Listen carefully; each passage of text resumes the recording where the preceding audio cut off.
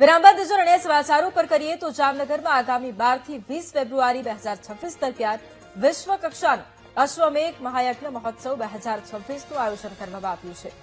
રિદ્બસ foundation દ્વારા 5555 યજ્ઞકુંડ સાથેનું અશ્વમેઘ યજ્ઞનું આયોજન કરાયું છે।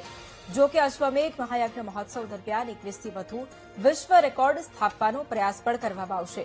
યજ્ઞ દરમિયાન સંતો મહંતો બોલિવૂડ સ્ટાર્સ રાજકીય નેતાઓ તેમજ દુનિયાભરના 14 દેશોમાંથી લાખો લોકો જામનગરના મહેમાન બનવાના છે।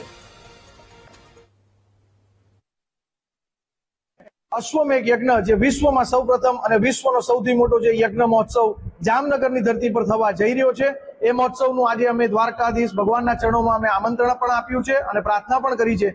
આ મહોત્સવની અંદર 5555 યજ્ઞકુંડ અને 5555 પરિવાર આ મહોત્સવની અંદર યજમાન બનવાના છે।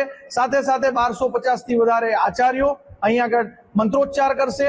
સાથે સાથે 10,000 કરતા વધારે સ્વયંસેવકો અને સાથે સાથે 9,999 કિલોમીટરની ભારત ભ્રમણ યાત્રા 14 જાન્યુઆરીથી શરૂ થશે 21 દિવસ।